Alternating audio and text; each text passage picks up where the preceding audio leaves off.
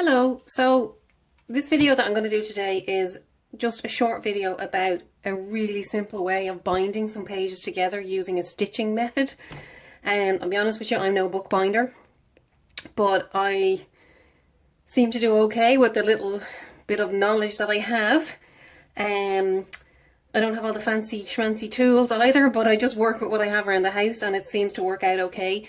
So here's an example of a film prop that I'd made. And I did this on an amazing course with the graphic designer Annie Atkins, and she had shown the group how to stitch. I don't know if you can see that there, it's kind of stitched all up the center.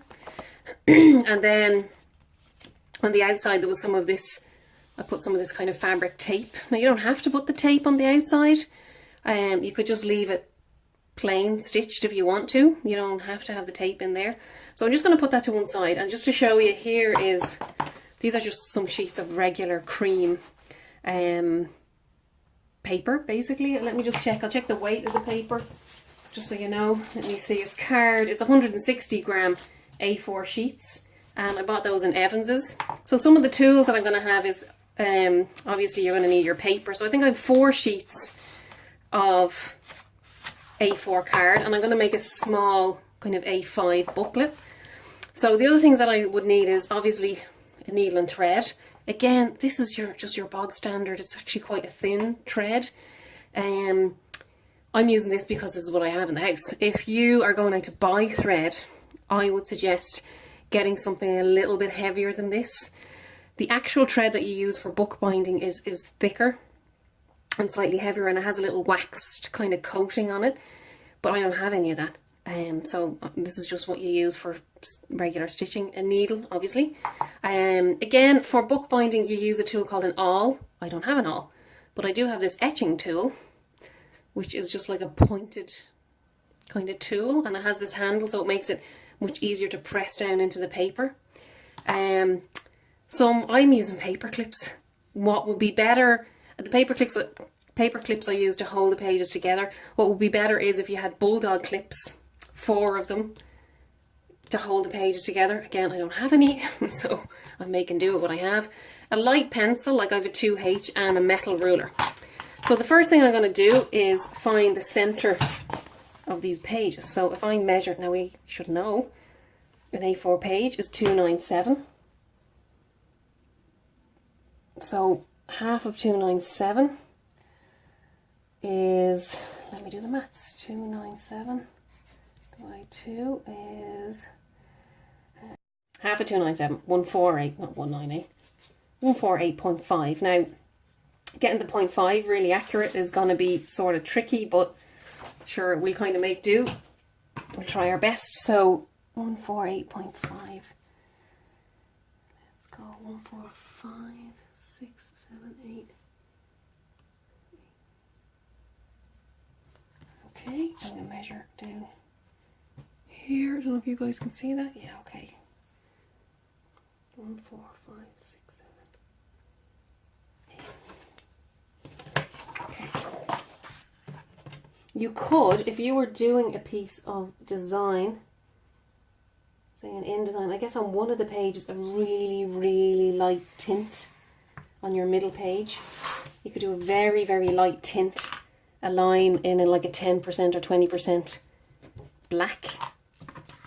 Okay, so I'm just going to use paper clips. As I said, bulldog clips would be better, but look, these aren't too bad. Let's go with these, and I'm just holding the pages together. Okay, and then it's up to you how spaced out you want the dots to be. I'm going to start with, okay, I'm going to measure a centimetre, and I'm going to do a dot. I'm going to do them at 1 centimetre intervals.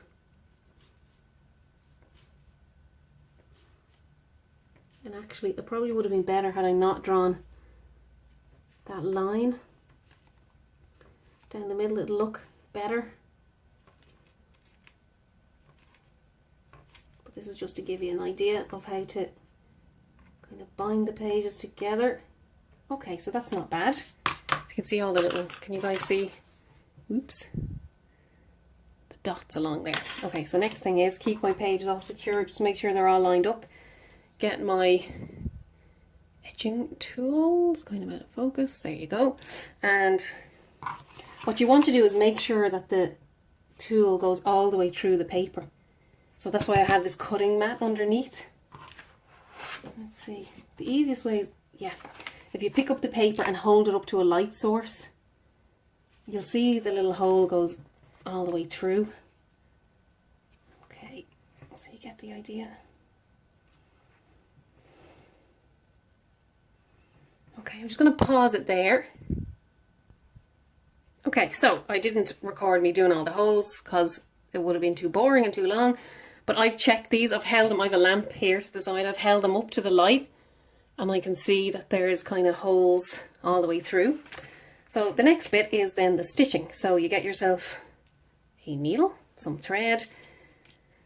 You want a decent length of thread. Okay, let me put it in here.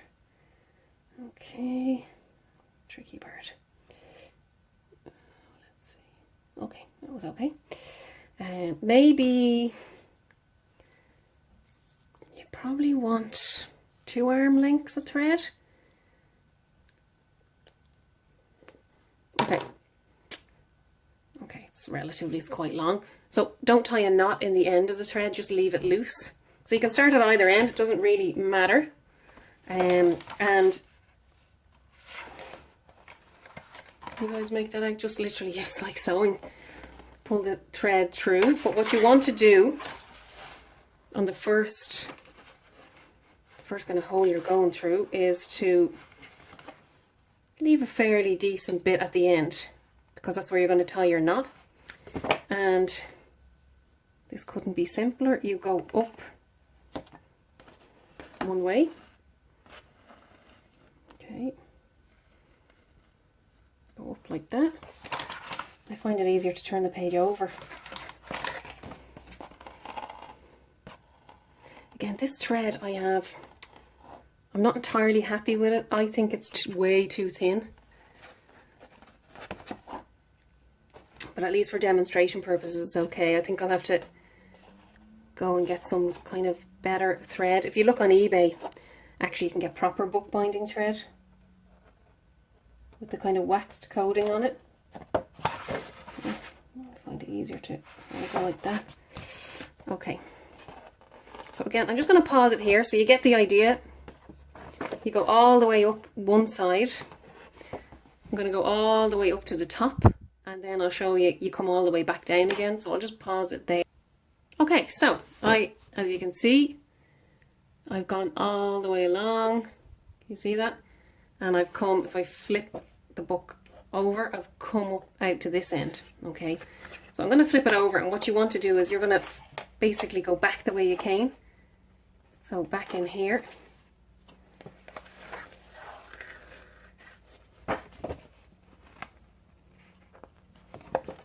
And you're basically filling in these spaces as you go along.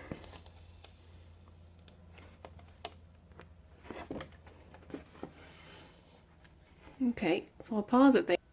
Okay, so you'll see that what I have is I've come all the way up down one side and up the other, and I'm left with 2 pieces of thread, and they should be coming out the same side.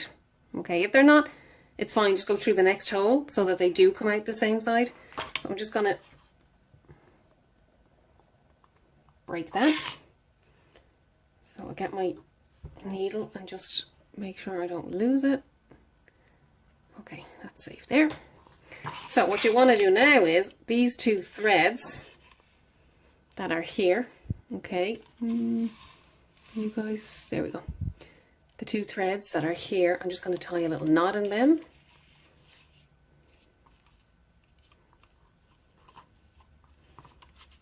Okay, like that.